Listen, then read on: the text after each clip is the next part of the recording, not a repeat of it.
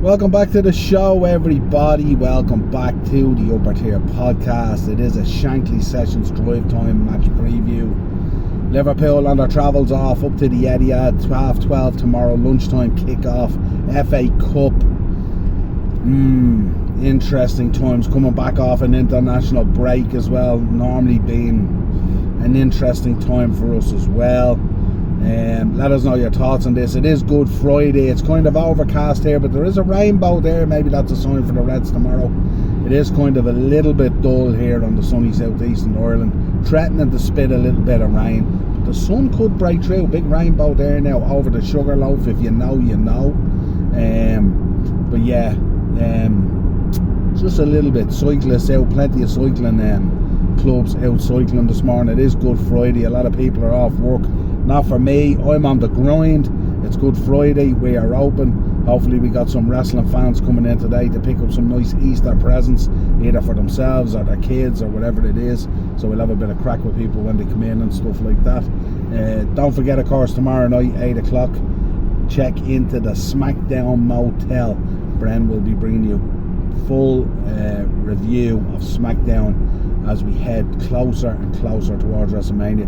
And also check out the channel, folks. Subscribe, hit that like button and smash that bell notification button. Some great shows coming up next week. We got to watch along for the PSG game on Wednesday. Good Lordy, may Lord have mercy on us, I would say. And also what we have is on Tuesday as well, we have Pro Wrestling Weekly, and right on the back of Pro Wrestling Weekly we have a second live for you. Myself and Darren are going to be bringing you a preview for the Masters in Augusta. We do it every year. We normally cover the Masters, the British Open and the Ryder Cup when it's on. So a little bit of a flavour of golf there for you. If your golf is your thing as well, tune in Tuesday. I think it's up there for 9:30, and we should be live with you then. It's not going to be a long show, probably a half an hour to 40 minutes. Just giving you a look at the lineup, what our thoughts are, who we think the top player will be, who we think the top European player will be, and all that good stuff, and what it takes to navigate one of the toughest courses on the planet and sail that coveted green jacket that so many, dare I say, immortals in golf have put on their backs.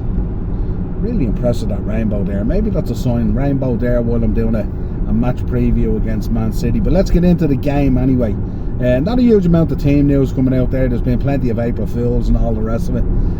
All the kind of stuff that you would expect, the shenanigans. I hope it's not a sign for things to come, maybe. But the big news coming out of Liverpool, of course, is that Alexander Isak is back in training with the squad.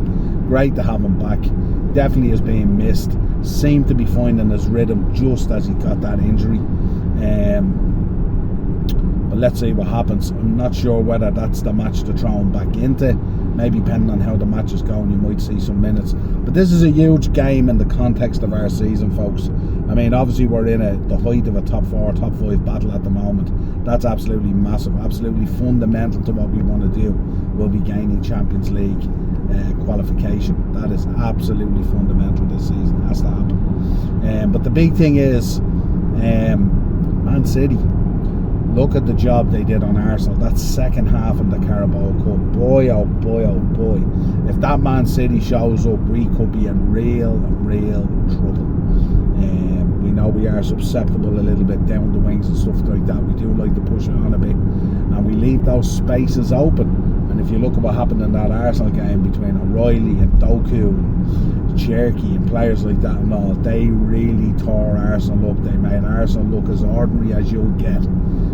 That second half was probably Arsenal's worst performance of the season, and what a time to do it in a Carabao Cup final and stuff like that. So City will be buoyed. They're after putting a piece of silverware in the cabinet on the back of what they would regard as being pretty poor season, crashed out of the Champions League and stuff like that and all. But I really truly believe, and I've been saying it now for a number of weeks now, I believe this is our last chance at a piece of silverware this season. So the question is, what's the gaffer going to do? Will there be a certain amount of rotation? Would he have one eye on the PSG game? Is that what he should be doing? Let me know your thoughts in the comments. I think we should be going full strength, because I think, to be honest, although there's additional financing and money and all coming through, from progressing in the Champions League and stuff like that. I'm not sure this team has convinced me that not only could they get by a PSG team over 2 legs, but then could they beat a Real or a Bayern Munich, and then on the flip side of the draw, could they potentially beat a Barca, Atleti or Arsenal? I think it's down to those 3, to be honest, and I don't think they can. So I do truly believe that the FA Cup is our last chance at sealing a piece of silverware. And even then it's going to be difficult. There's still big teams left in this. Arsenal are still in there, Chelsea are still in there, you know, dare I say Southampton, Leeds, West Ham. There's still teams in there that can definitely punish us and knock us out. But our job tomorrow morning is to head up to the Etihad. It's a 12:30 kick-off, an early kick-off. Again, these early kick-offs, they can either make or break your weekend, and with it being the Easter weekend and a bank holiday weekend as well, this could wipe us out, couldn't it? A lot of narrative around the international break. There was a lot of talk that maybe, you know, on the back of some poor results, especially that Spurs one and stuff like that maybe they might have been tempted to make change. A lot of talk coming out that there's been a lot of discussion with Xabi Alonso that he's apparently going to be the guy next season. Other reporters are coming out and saying no, they're sticking with Slot. The ownership is fully behind Slot, and they're going to give him another season to go again to see what happens. Obviously, we received the news over the international break as well that one Mo Salah, the Egyptian king, our guy, is exiting Liverpool at the end of the season. So that's going to be interesting. Then there's talk as well coming out that FSG may not be dabbling hugely into the market come this summer. I think that really hinges on the Champions League qualification, to be honest. I think that would be really, really important in terms of financing any deals in the summer. But surely if a guy like Mo Salah, I mean, if we've learned anything from the exits of Trent and Luis Diaz, you know, Mo Salah's not the kind of guy that can exit the building and you just sit on your hands. You're going to have to put together a big deal. You're going to have to bring someone in of note to fill that void, or you're going to get a lot of heat off the fan base that's already dismayed and disgruntled at the fact that Mo Salah is leaving. Listen to Steven Gerrard on the Stick to Football, the overlap, and he was making the point that he felt the time is probably right now for Mo to go, that he had conversations with Mo Salah as well and stuff. So that was an interesting one. Check it out as well. Stevie with plenty to say there with the lads, and it was a really, really good podcast, I have to say. Really, really enjoyed it. Yeah, let us know your thoughts on this game. What way are they going to go? Man City as well, they'll go full strength and all. They always do. They're not going to mess around when it comes to the FA Cup. They know where their season's at, and they know they're only one blunt result away from just basically surrendering the Premier League to Arsenal. Let's be honest, it's right on a knife edge now. I think at this stage, if City want to have any chance in this Premier League title race, they literally have to go invincible from now. They literally have to win every game. They have to be absolutely perfect. Anything less than that, I think just send the Premier League trophy off to the Emirates, to be honest, at this stage. But Reds, how are we feeling about this? This is going to be a real tough game, isn't it? Coming back off international duty, lots of players with lots of travel and all that kind of stuff. And we have found in previous times, coming back off international duty, we can be a little bit cold and we can be caught off a little bit unawares, if you like. There seems to be a thing where we just don't kind of gel after an international break. We look a little bit disjointed and stuff. Now, some will argue that we've been looking disjointed all season, and that can be true. But where we have played really, really well has been in these kind of cup games. You know, we've played well. You know, like I kind of find with the Champions League, I kind of regard them nearly as cup games, because, like, especially with the new format now, you're only playing a one-off game. You know, you don't have a return leg anymore and stuff like that, so you're only playing these one-off games. So it always feels like a cup game. So that will be interesting to see. This is going to be a one-off cup game. Darren spoke last night on Thursday Tier Talk, and he spoke about the fact that it could go to penalties. And again, he has spoken so much this season about like what Man City side is going to show up, what Liverpool side is going to show up. Do we get the Liverpool side that balls out in the Champions League when their back is against the wall? Or do we get the Liverpool side that just looks blunt and ordinary and disjointed and uninterested and lethargic and so many other words I could put to it, but it's a bit too early in the morning to be dropping them. So let us know your thoughts. I'm not going to predict really. I'm not going to predict what way we go through. I just want us to go through. I'd love to be in the semi-final draw.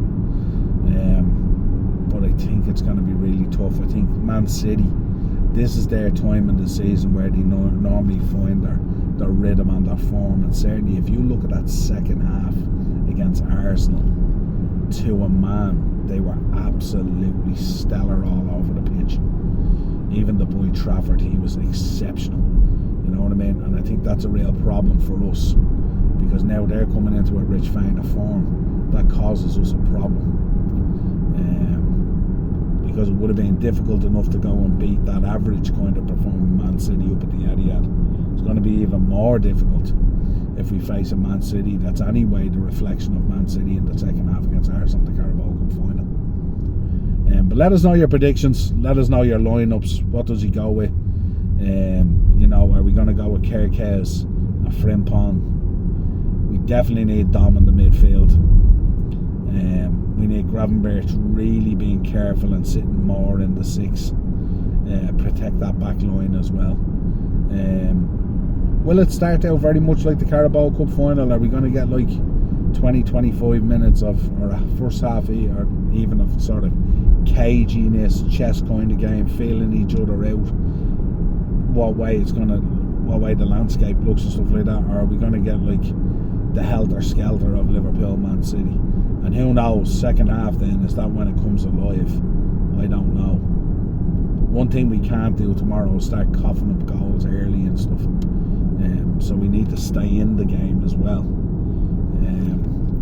Well, Alexander Isak coming back into the squad, will he give the squad a bit of a lift?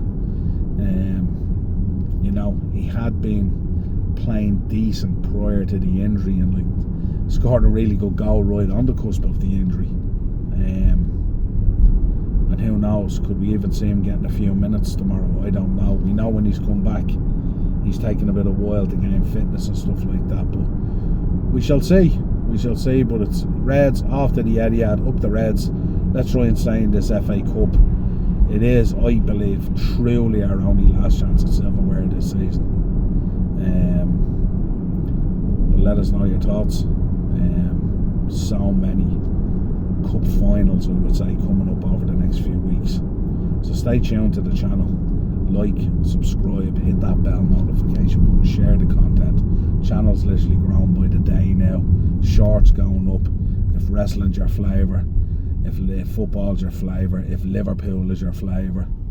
And we even have a bit of golf coming up next week for you, if golf is your flavour. So we're covering all bases as much as we can.